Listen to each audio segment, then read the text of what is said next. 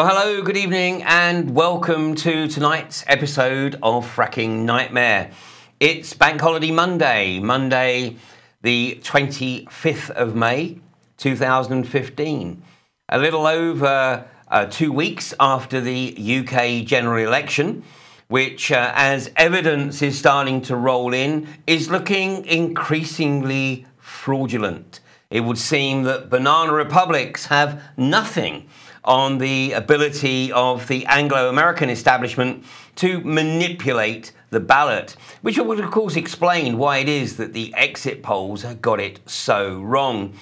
Right now, we have a campaign going on around the country to establish the volume of postal votes in each of the constituencies. And I will just give you one example. Eastbourne, on the south coast of England. Now, admittedly, Eastbourne is known as God's waiting room. So by definition, there is obviously a higher percentage of retirement and nursing homes there than there might be elsewhere in the country. But nonetheless, information received directly from the newly appointed MP for Eastbourne states that more than 25% of the total votes cast in Eastbourne on May the 7th were postal votes. Now, call it a hunch, but I'd say that that just doesn't ring true. Anyway, at the moment, that's conjecture. We'll see over the coming weeks how the votes rolled in. Meanwhile, we'll go a little bit further along the coast to Hastings. And the MP that has been returned for Hastings, this is her second stint, I believe, as MP for Hastings, and this is Amber Rudd. And Amber, there she is, almost looks like my signature behind her there, without the stars, of course. And she is showing her allegiance to the EU. But Amber Rudd has picked up the poisoned chalice as Secretary of State for Energy and Climate Change. And of course, in her role, she is now on point to push the unconventional gas agenda in the UK. And of course, she is perfectly qualified for this position because she knows absolutely nothing about hydrocarbons and certainly nothing at all about unconventional gas other than that which she receives from the acolytes who brief her. But over the coming weeks and months, one hopes that Amber Rudd will start to do a little bit of research and she will start to appreciate the magnitude of the opposition to this agenda around the UK. So, Amber, I'm sure that our paths won't cross at any particular juncture because the likelihood of you entering into any public debate on this issue is slim to none. Because it doesn't matter how many advisors you surround yourself with, those members of the community that have researched this issue could wipe the floor with you. At the end of the day, passion beats payroll any day of the week. Well, that's enough of Amber Rudd for tonight. I'm sure that she'll get a few mentions in upcoming episodes. But just a few days ago, we had another event that wasn't connected with unconventional gas or fracking, but nonetheless it actually triggered some significant debate on the subject. And this is the earthquake that occurred just off the Kent coast on Thursday of last week. The epicenter was just a few miles south of Ramsgate, and it was apparently 4.2 on the Richter scale. Now, just to put that in perspective, the earthquake that hit Nepal a couple of weeks ago was 260,000 times greater than this tremor just off the Kent coast. But nonetheless, this is from the British Geological Society, and they are identifying that it was actually felt in a number of locations up the eastern side of the country, even as far north as the North Norfolk coast in Hunstanton. Well, I'm joined tonight by Kent resident and leading campaigner Julie Wassmer. So Julie's been with us on Fracking Nightmare before, but it's been quite some time because you've been otherwise engaged in writing your novels, Julie. Yes, I have, Ian. So I've been really trying to keep up with my fracking research. And obviously, if I ever needed a push in that direction, it was the earthquake last Thursday. And I believe that your phone was ringing off the hook shortly after. I mean, it was, I think, about 2:30 or so in the morning that it occurred. But I think your phone was ringing off the hook in the morning. Well, the press were they were very keen to get comments from all kinds of residents, especially the ones that had actually experienced it. I actually slept through it, although where I live in Whitstable, which is quite a few miles from Sandwich, where the earthquake was centred, people in Whitstable too, experienced the bang. They said it felt very much like a lorry going into their houses. And of course, it was in 2007 that we had an earthquake, which was 4.3 on the Richter scale, centred in Folkestone. That one actually did a lot of damage. There were a total of 474 properties reported as damaged, and 73 were, I think, too badly damaged for people to move back into. 94 seriously damaged, and 307 suffered from minor structural damage. My husband's a builder, and he had to do quite a lot of work in Folkestone on those buildings. And what you've just said as well, above magnitude 4, earthquakes really do start to do some damage. And each increase of 1 unit on the scale means 10 times a greater ground motion. Yeah, it's a logarithmic scale. The Richter scale is a logarithmic scale, yes. So I think the thing for us here, and what I was trying to get across to one newspaper in particular who wanted a viewpoint about fracking, because, of course, this earthquake happened in East Kent, and it was in East Kent where the applications went in for exploratory drilling from Coastal Oil and Gas a couple of years ago that we fought. And they wanted to know, the reaction of anti-fracking campaigners. And, of course, what I was trying to get across to them is that this area lies on fault lines, but the European shale basins have very faulted geology, as you know, Ian, as distinct from those in North America. And yet we know that earthquakes have been caused in America by fracking. We also know, of course, that earthquakes, greater magnitude earthquakes, have been caused by the re-injection of fracking contaminated produced water in America. And in fact, there was one of 5.7 that struck in Oklahoma and demolished a house. Well, it's interesting you should mention Oklahoma, Julie, because let's just sort of put something in perspective here. I'm going to give you and the viewers a tour of Oklahoma earthquakes over the last 35 years. So we'll start with this particular picture here. So this is the total earthquakes, and this is magnitude 3 or greater. So this is the total earthquakes in the state of Oklahoma between 1980 and 1989. So that's 10 years. Okay? The next 10 years, 1990 through 99. Now, this is the period in which the unconventional gas industry started to actually get a bit of a foothold. And as you can see, there's a few more earthquakes in that decade than there was in the previous decade. Then we move into the current century, and this is 2000 through 2009. So that's another 10 years. Now, in the years subsequent to 2009, we're going to do it on a yearly basis. So this is 2010. This is 2011. This is 2012. Now watch what happens. This is when re-injection really started to kick in Oklahoma. This is 2013. This is 2014. This is 2015 year to date. And this is the last 7 days. So in the last 7 days, Oklahoma has had as much seismic activity as it did in the 10 years of 80 to 89 and the 10 years of 90 to 99. Now, this next slide is the real kicker, because what this next slide shows is the number of re-injection wells in Oklahoma.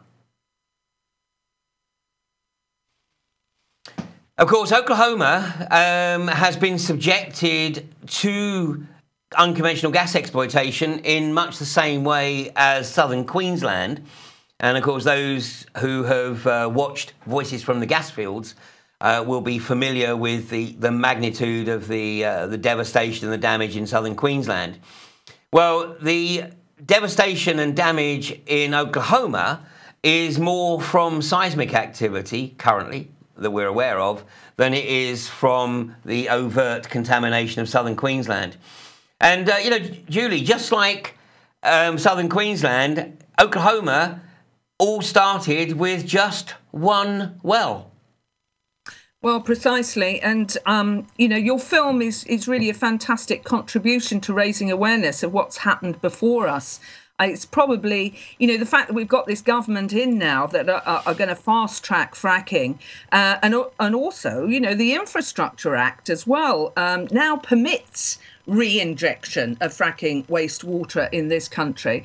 And in fact, I've seen a letter today from the press office of the Southeast for the Environment Agency saying that it's actually permitted re-injection of produced water in the southeast, although they contradict themselves and say that it's not permitted in Lancashire for some reason.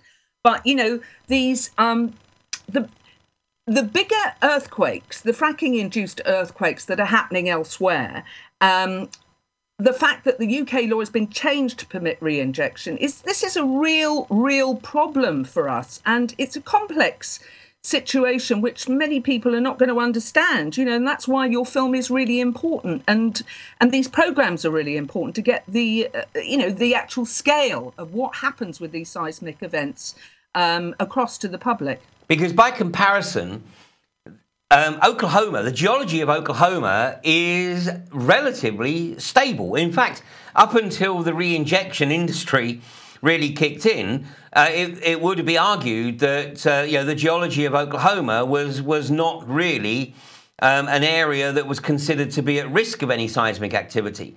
Whereas by comparison, the UK is extremely heavily faulted. And I know that this is something that you've been looking at in particular with Professor David Smythe. Well, for sure, because he's made so many responses and written so much about Cuadrilla in particular. But I mean, this is his specialist subject. Not many people are going to listen to me on geophysics, but hopefully they will on an emeritus professor. And of course, he has said that, because the European shale basins are heavily faulted compared to North America, those faults will act as conduits to allow gas and contaminated water to pass up towards the surface from deep frac shale and contaminate groundwater. What's interesting about, you mentioned the Oklahoma earthquakes, but, there was one in 2011 that demolished the house, and that was caused by a re-injection well. Well, for comparison, here there have been only 3 recorded earthquakes in the UK of bigger than magnitude 5.7 in the last 600 years, Ian, and those were all offshore. Now, that fact I did get from Professor David Smythe, so it might be worth, remembering that and see what happens if the government get their way with re-injection wells in the UK. Well, what's more concerning, of course, is, re-injection is one thing.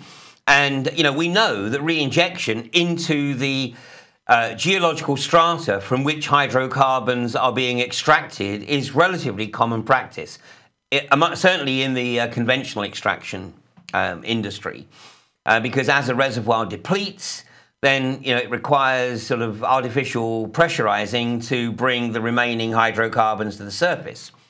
So in many cases, water, in fact, offshore seawater is pumped into the reservoir to stimulate the well. But the waste product when it is re-injected, in most cases, is re-injected into the geological strata from that which it was extracted.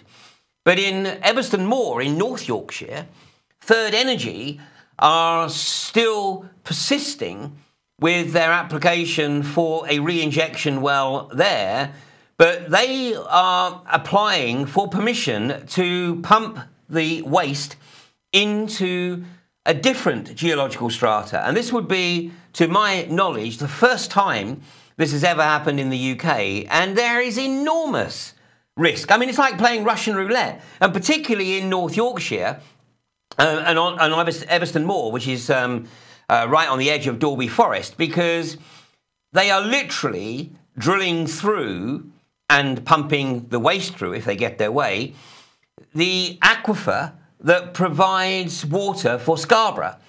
And the North York Moors Planning Committee own consultant hydrologist, when he was asked the direct question by the Planning Committee as what would be the options for Scarborough should the aquifer be contaminated, and his response was unequivocal. He said there is no plan B for Scarborough's water. So this is the kind of madness that the likes of the ignorant, and I don't mean that unkindly, but she's ignorant, because Amber Rudd has no history whatsoever of this industry, which is why she has been appointed into this role, so that she can literally be led by the nose by the corporatists who want to introduce this madness into the UK. Yeah, well, I think, and I often wonder that when people are given these ministerial roles and they've got briefing documents, how much of it do they actually understand? They probably don't understand half as much as the good people of the UK who have been researching and really looking into this for several years. I mean, ever since, even before 2011 and the earthquake that hit in Lancashire from Cuadrilla's drilling. One thing that Professor Smythe says as well is Cuadrilla planned to drill through faults in Lancashire and to frack very near to the faults that Cuadrilla actually recognise, and that there's no UK safety distance regulation. So this is really highly irresponsible.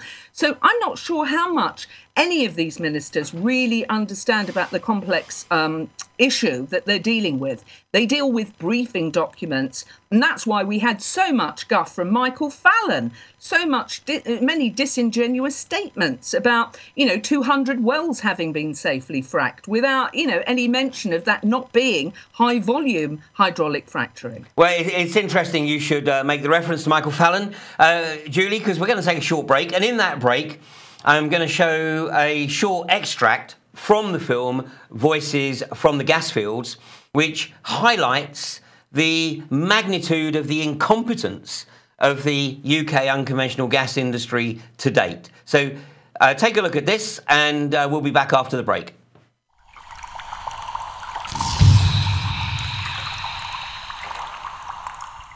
We already have a system of regulation in place, and I can assure you we're going to take very great care that there is no damage to the water supply and that there aren't risks involved in the fracturing before any of it's allowed to go ahead. The track record of the unconventional gas industry in the UK is somewhat less than impressive. Of course, it started with the seismic events being triggered by Cuadrilla at Priest Hall, where they continued to frack even though they knew they had damaged the casing of the well. Then iGas at Barton Moss contaminated the well site. This really only came into the public domain after a series of court hearings, and the press restrictions were actually only lifted in early March of 2015. iGas and Peel Holdings are denying that they were responsible for these chemical leaks, but without providing access for the independent expert to return to the site, then unfortunately one can only assume that they have something to hide. Now, more recently, in East Yorkshire, Rathlin Energy were responsible for considerable property damage as a result of their seismic testing.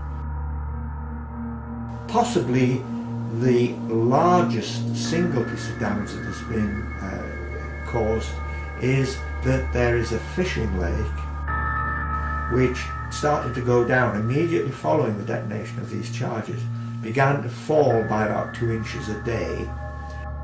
Having been informed of this, Rathlin Energy paid Yorkshire Water to allow water to go into that lake on a daily basis. The water coming from Yorkshire Water is going to be chlorinated? Chlorinated, yes. And you can only put so much of that into the lake before you will begin to have problems with the fish suffering from chlorination of the water. And the business owner has potentially lost £1,000 a week in terms of revenue. And although initially Rathlin gave the business owner the impression that they would rectify this because they absolutely accepted that they were responsible, they've now reneged on that and have effectively forced the business owner to initiate legal proceedings. I think there's a huge amount of myths that are being put round in order to frighten people about shale gas extraction. The industry effectively silences any criticism as quickly as it possibly can, simply by buying the silence of those who have been affected. And we've now even seen it in the UK with Rathlin Energy offering compensation to people whose properties were damaged during the recent seismic testing, but that compensation reportedly only being paid provided a confidentiality agreement was signed and that the house owner would no longer claim that the damage was actually caused as a result of Rathlin Energy.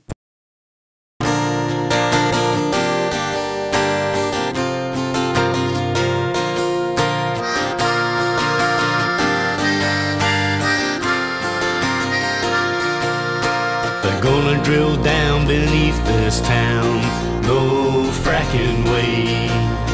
The wheels are turning, can you hear that sound? No fracking way. They're gonna push poison into the ground, no fracking way.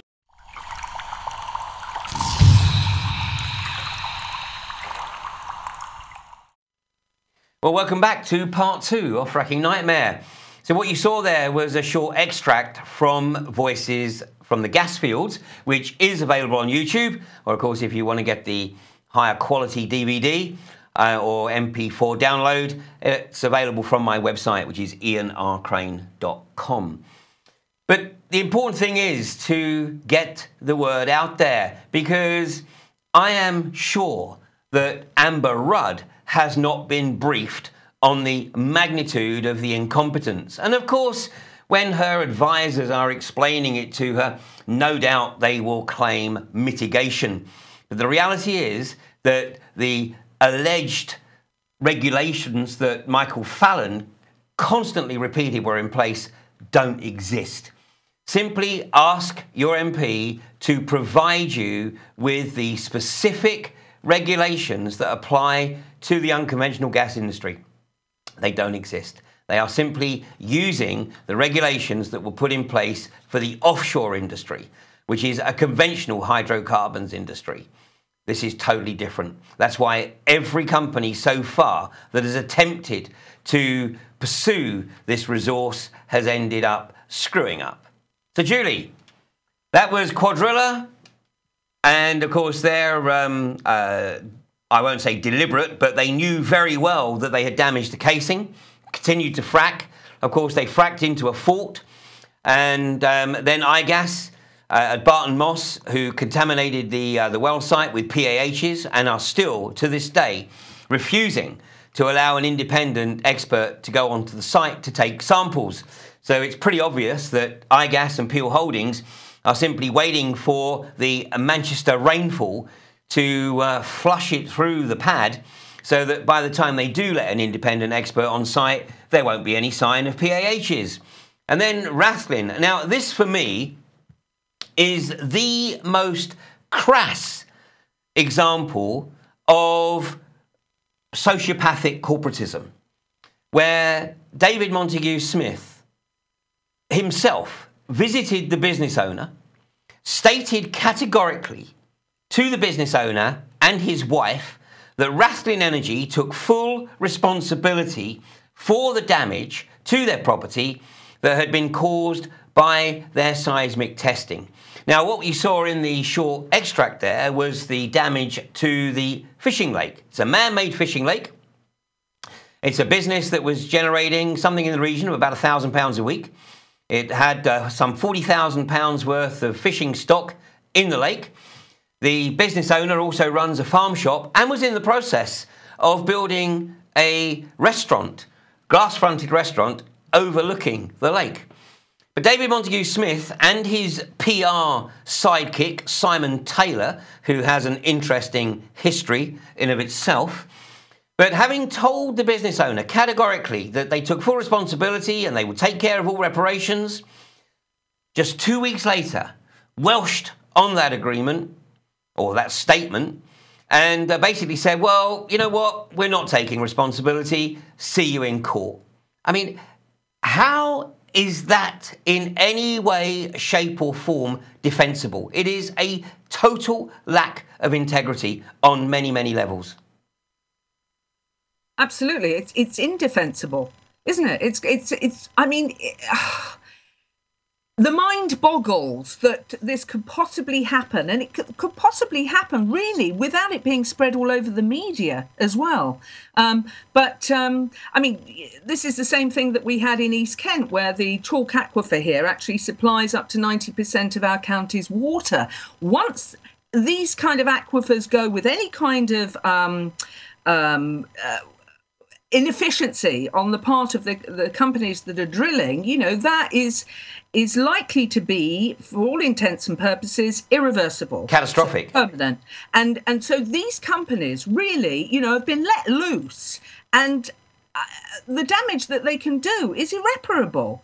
And that's why, you know, I take my hat off to the community there for really fighting Rathlin Energy. And you know, let's not forget that, as far as I know, David Montague-Smith, and this is the irony, is actually the district chair of West Northants CPRE, the Campaign for the Protection of Rural England, who spend an awful lot of time, and especially up there, you know, fighting renewables in the form of wind farms. And yet, you know, there he is, just completely destroying or trying to destroy a community with inefficiency and drilling intentions that really, you know, I just despair. Well, you know, and what makes it worse is that, of course, Rathlin Energy is owned by Connaught Oil and Gas. Although, as is to be expected, there is a rather interesting corporate structure where, if anything does go seriously wrong, Connaught Oil and Gas will no doubt distance themselves as rapidly as possible from David Montague-Smith.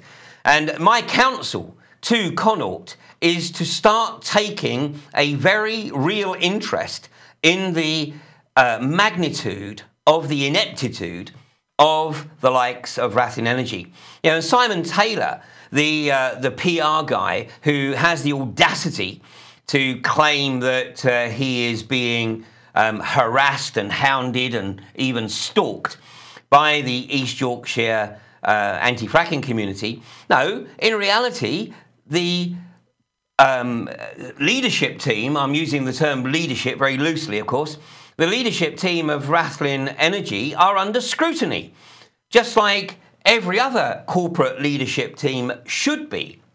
Sadly, in the vast majority of cases, of course, these sociopaths just get away with it because basically it is covered up.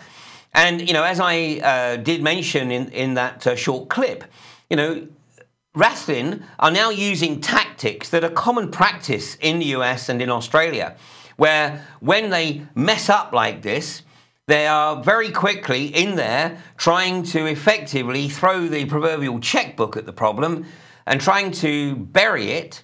And obviously they do that by making the payment, but only once the particular landowner or property owner has signed a confidentiality and or non-disclosure agreement, which of course is once again prima facie evidence that they absolutely know that they are responsible for the damage. And rather than face up to their responsibilities, literally try and sweep it under the proverbial carpet with the payments.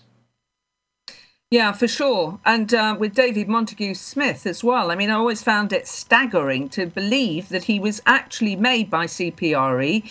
He was put on the task and finish group of the group that actually determined CPRE's policy on fracking, which is that they don't actually oppose it. I really do believe from the activity I've seen that they do spend more time opposing renewables than they do fracking.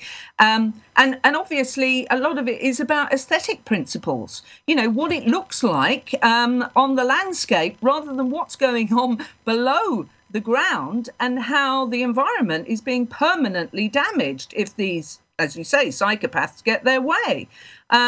You know, I think that's why it's just so important, really, for all of us never to give up, for every community to just stick together and to keep opposing this. Because, as you say, at the end of the day, it's passion versus payroll, and passion has to win. Passion and accurate information, because we're not getting accurate information from the government. We're not getting accurate information from the industry. The accurate information is always coming from the campaigners. And that's what's coming out of America now. You know, this whole guff about there never having been any evidence of contamination of wells, you know.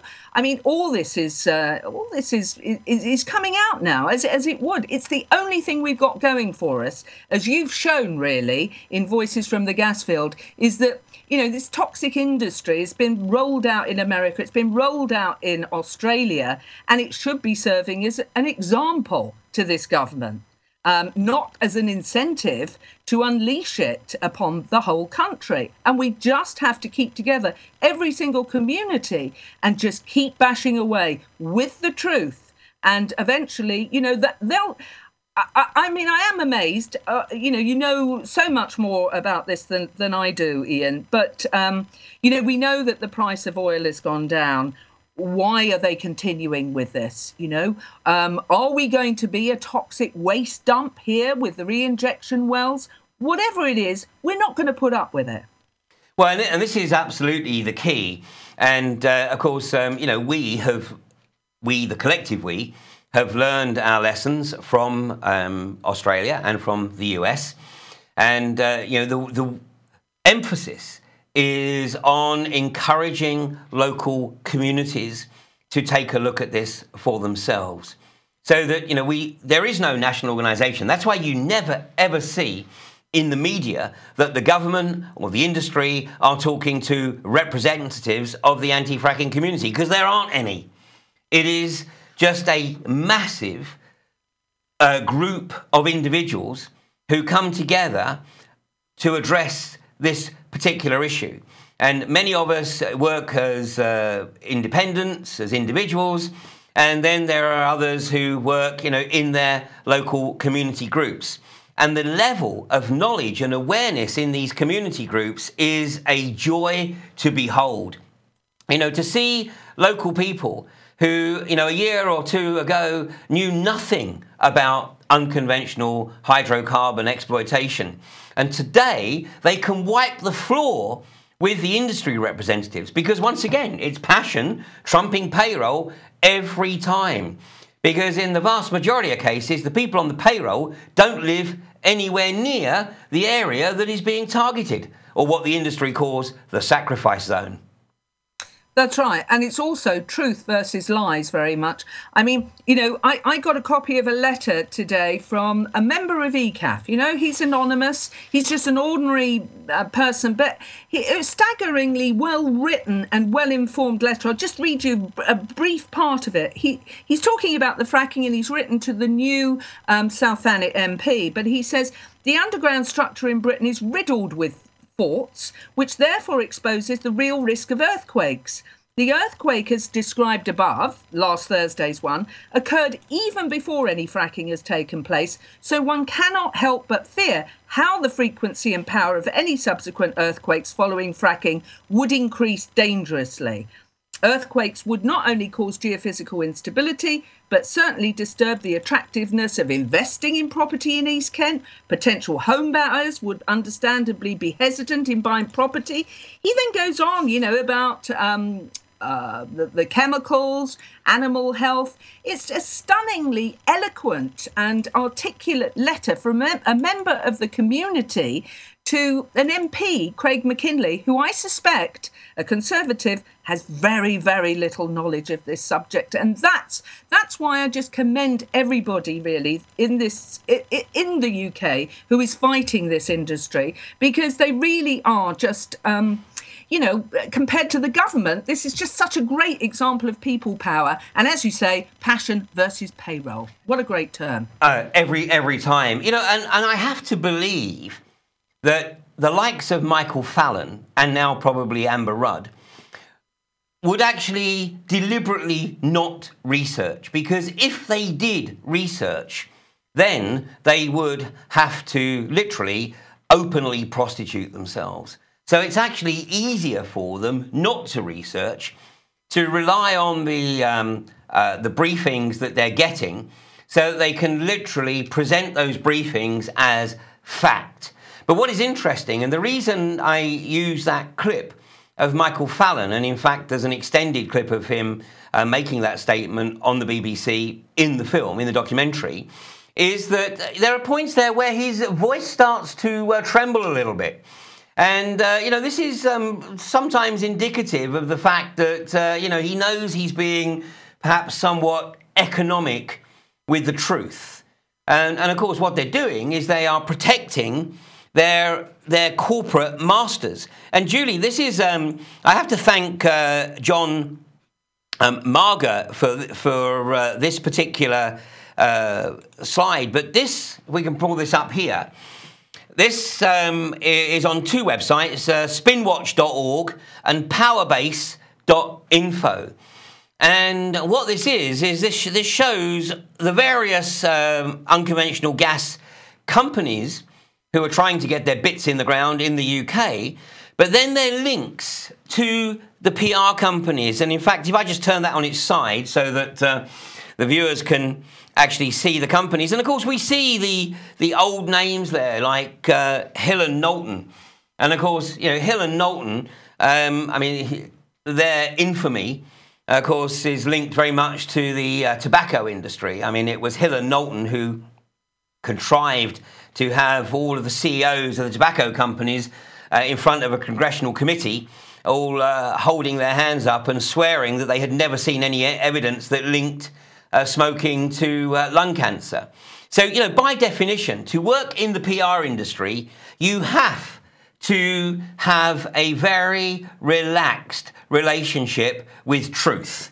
And, this is really the same with all of these PR professionals. And just look at the money. I mean, you don't even have to know the precise numbers, but the enormous amounts of money that are being paid by these companies to the PR companies to effectively put out the spin to convince people that this technology is safe when the evidence is irrefutable. That what it's going to do is it is going to lead to the toxicity of the water, the soil, and the air.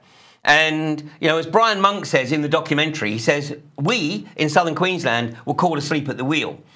But you, and he looks straight into the camera and he says, you out there watching this documentary, you've got no excuse. And that's only 9 years. That's 9 years since the gas industry rolled into southern Queensland. In fact, I'll tell you what, let's take a break at that point, because this is the trailer that, the actual official trailer that was produced for the film Voices from the Gas Fields. And so if you haven't met Brian Monk before, this is your introduction to him.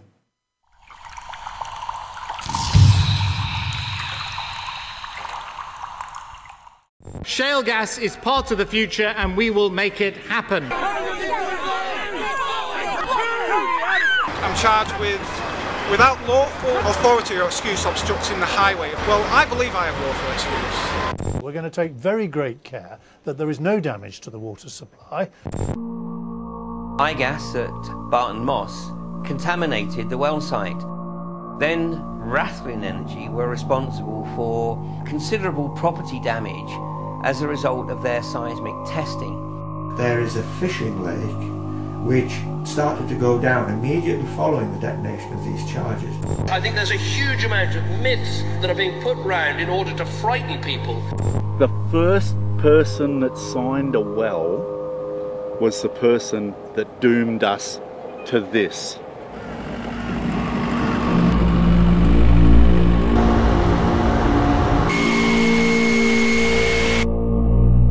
An unconventional gas well isn't a pipe out of the ground.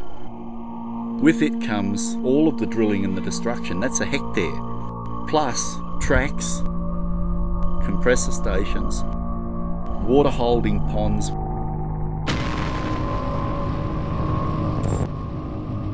So we're right in the middle of the Australian bush here. Well, it was once bush. We take a strip literally 520 kilometres for this one company. We sit on the Great Artesian Basin, one of the greatest water resources in the world, and they are allowed to deplete it and turn it to trash. There used to be a beautiful green lawn with roses in it. 3 nights of rain, it was dead. Each time it rains, it just comes up black. You're genuinely so scared of what is happening. It's untrustworthy and it's running out. This is called a high point vent. That'll have everything in it. The benzene, the toluene, the ethyl benzenes. Everything. When your nose is burning, your eyes are burning, and you got that terrible oily sort of taste, I said, you know, the flares are not, they're just venting. Then other times, it's like little fibres in your throat, you know, the flare is on. The majority of people that have visited us, they say, how can you live there? You know.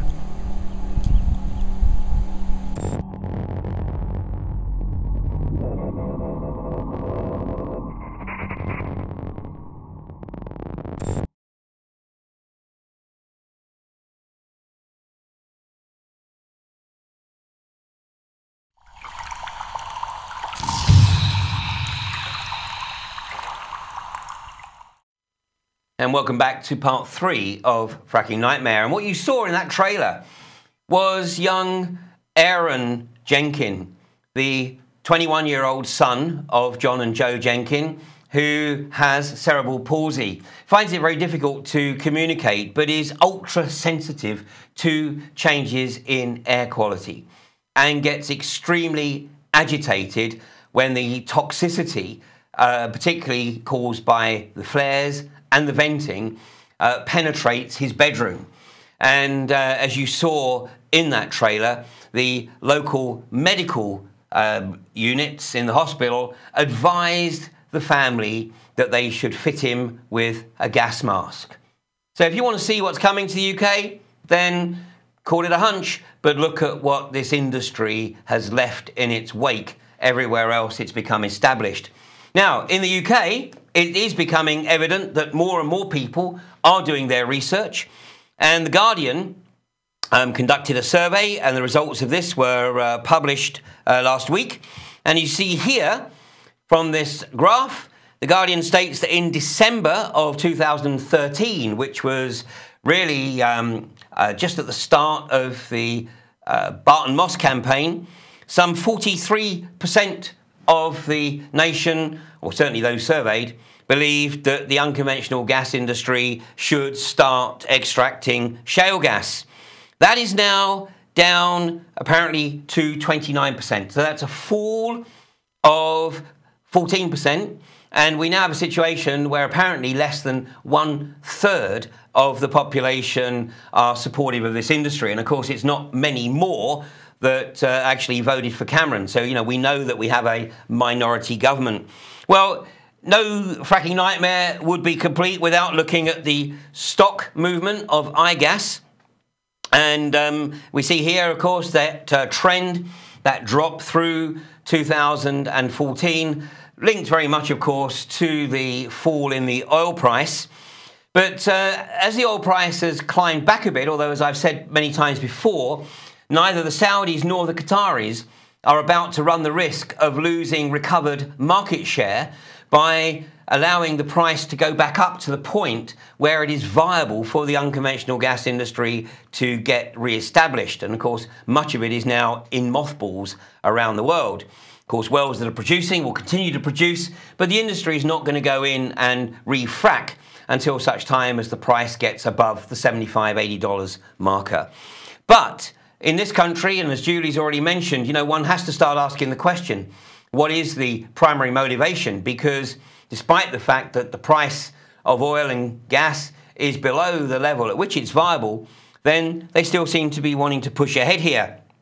And in the immediate aftermath of the election, and also, as I mentioned last week or 2 weeks ago, the departure of Andrew Austin, then the iGas stock price climbed up, didn't quite get to the 40 pence marker, and closed tonight at around about 34 pence. Meanwhile, iGas are looking to establish another exploratory well just south of the Yorkshire-Nottinghamshire border at a place called Misson Springs. And this is from the press release. Actually, it's from an article that appeared in the Worksop Guardian, I believe. It said the alternative site is located off Springs Road to the northeast of Misson in Bassetlaw, close to the Nottinghamshire and Doncaster and North Lincolnshire local government boundary.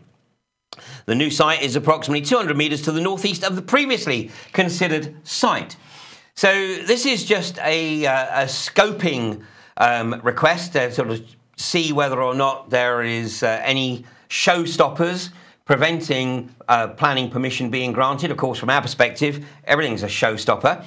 But the key element here, of course, is going to be raising awareness in the local community and encouraging the local community to educate themselves in the same way that the communities everywhere else around the country that have been targeted have done so that the local communities are able to represent themselves in the various hearings. And this coming Sunday, there is going to be an event, and the gathering point is Bawtry Marketplace. That's Bawtry in North Nottinghamshire. So gather at Bawtry Marketplace at 10 o'clock on Sunday morning. And hopefully the weather is going to be kind, and you know they'll enjoy the sort of weather they should be enjoying in late spring. And there's going to be a walk from Bawtry to Misson. I think that's about 3 miles or so, so a gentle stroll. So a great opportunity to hook up with other people in the community who are starting to realise that this is something that they don't want not only in their backyard, but anybody else's backyard. And if you can't make the walk or are unable to make the walk, then join the group at Misson. And I guess they're going to be getting to Misson at around about noon, where apparently there's going to be a few speeches and some food and drink. So it could be a good social day out. And hopefully there'll be a few people as well from East Yorkshire and from North Lincolnshire, of course, are also fighting to ensure that this abomination never gets across their boundaries. But meanwhile, we are seeing the industry and, of course, the PR lies, deceit and obfuscation being ramped up. And this is a letter that appeared in the Morton Gazette in North Yorkshire. Now, I appreciate that you can't read it there, so I just want to read an extract from this letter, because this is a classic of a pro-fracker literally using every possible stereotype to try to put the fear of God into the local community about a protection camp. And this is the author is a gentleman by the name of Neville Eyre. So I would be very interested to know whether Neville Eyre has any pecuniary interest in Third Energy's presence in Rydale. He says, initially, the main core of the protesters will be local residents, farmers and local businessmen. But they will soon have to return to a normal working life to keep their money coming in. What will be seen from there on is what I can only diplomatically describe as those who have chosen to be full-time job seekers. I'm a member of a sporting club which is based in Barton, Manchester. The access to this facility is via Barton Moss Road, the site of an anti-fracking protest camp from October 2013 to May of 2014. This was not occupied by local people, but the sort of people seen at Greenham Common, Newbury Bypass, Twyford Down, Winchester Crossroads, etc. Anarchist wasters living off the taxpayer. This lot will be very hard to move on. The council have less powers to do so than with other unwanted visitors we see in the summer months. You know, the ones with fancy caravans towed by white vans running on red diesel. So, no bias here then. When the council responsible for Barton did eventually get an order to move them on, the litter left took dozens of wheelie bins and several weeks to clear up, and the human waste deposited in the adjacent fields, ditches, took much longer to clear. The stench was unbearable, entailed weeks and weeks of fresh straw being laid to mop it up. Even now, if you linger near the entrance, you can get a whiff of that, and fresh straw is still being laid. The protesters living there for those months were the pond life of society, with manky dogs living in untaxed vehicles, banners proclaiming them to be lesbians against fracking, those smoking cigarettes which contain zero tobacco and the majority of them under the influence of alcohol and or other substances most of the time, were very aggressive when trying to access our facility. So, anti-frackers, get on the social media and invite this lot at the peril of all Rydale residents. It will cost us a fortune to police, shift and clear up after them. And to Martin Rivet, it won't be a case of wake up and smell the coffee, but wake up and smell the poo. Neville Eyre. Neville Eyre, you are the most disingenuous purveyor of mythology. And needless to say, we have not only a robust response to that, but we will also be submitting the letters written by local residents in support of the camp. And for your information, the council did not move the Barton Moss camp. It was on private land and the council had no interest whatsoever. And although Peel Holdings and iGas did try to initiate legal proceedings, well, they did initiate legal proceedings to move the camp, the case went to appeal and both parties agreed to withdraw from the appeal. And the reason being is that basically everything that you have written is just a complete crock of poo. And here we have the two Greater Manchester Police Liaison Officers who came down to the site on the final day of the 2-week cleaning up process, because the protection community promised the local community that they would leave Barton Moss Road in a better condition than that which they found it, just as had occurred at Balcombe some months previously. And here we have some members of the protection community and members of the local community working hand in hand to return the site to its former glory. And here is yours truly, literally digging up the last remaining poo that had been deposited on the site. So, Neville Eyre, what you have written is frankly libelous, but I can't be bothered to pursue it through the legal channels. We will simply expose your mythology in the local media and in presentation to the local community. And the letters that we have from certain members of the Barton Moss community, the local community, will move you to tears. The protection community are an asset to the local community, and although the people of Kirby Misperton or Ebbston may not realise it at this juncture, I can guarantee that should permission be granted for Third Energy to return and frack KM8 or to drill their re-injection well on Ebbston Moor, the local community will quickly embrace the protectors.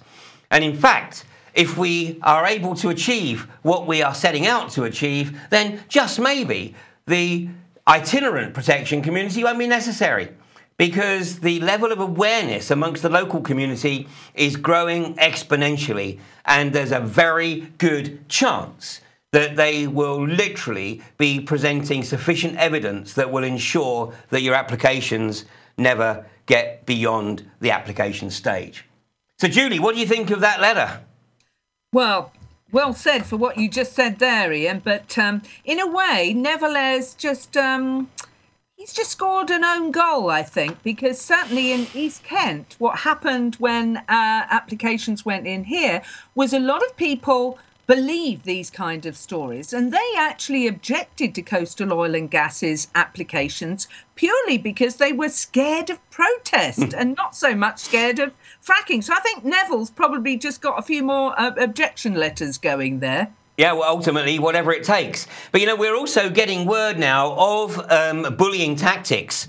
In fact, we had word from one particular parish councillor who had been told by the clerk to the council that the council's insurance would not protect those councillors who voted against the unconventional gas industry. Now, this is a total crock. And of course, my advice would be to seek prima facie proof that that is the case, and that should obviously be put into the public domain.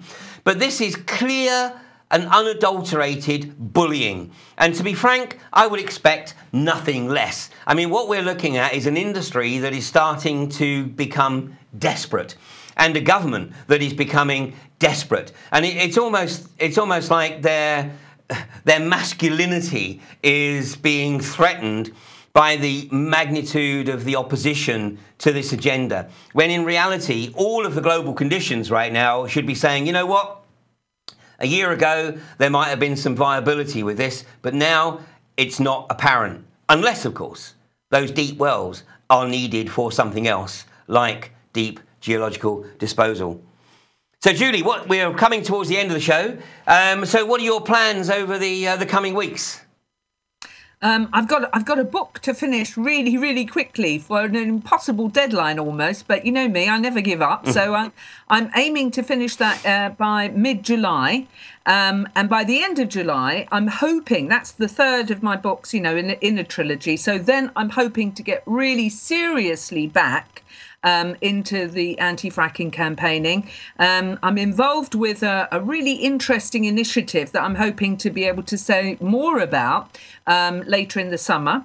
And also, I'm hoping that there will be something else that we can do via Canterbury Christ Church University, who staged the debate for us last year in October in Canterbury, that the police were very interested in, that were monitoring and trying to find the names of everyone that came along.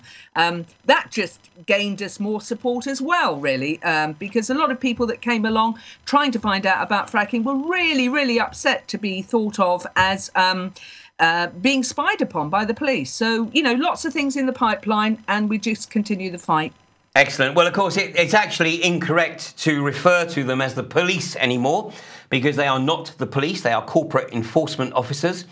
And one of the presentations that was given at AV6 last weekend was by the absolutely remarkable Pippa King, who, apart from being a very staunch campaigner against the unconventional gas industry, has also been campaigning against biometrics and RFID in schools, and the rapid move towards the UK becoming a total surveillance society. So we are under attack on many, many levels, Julie. But ultimately, of course, if we don't protect the water, the soil and the air, then everything else, with all due respect, is an irrelevance. Absolutely. And as Dr. Marianne Lloyd-Smith always said, you can regulate fracking to make it safer, but you cannot make it safe. That's the bottom line. And that's exactly, of course, what I've tried to project in Voices from the Gas Fields. So this documentary, it's a 1-hour documentary. It's freely available on YouTube. Just search for Voices from the Gas Fields. And if you do want the higher quality version on DVD, and once you've acquired a DVD, you're more than welcome to copy them and distribute them. What's most important is getting the information out. So Julie, thanks very much for joining me this evening, and I'm glad you survived your earth-moving experience last Thursday, and let's hope you don't have to endure too many more. Thanks very much. It's good night from Julie. Thank you very much, Ian. Always a pleasure, and good night from me, and we'll catch you next week on Fracking Nightmare.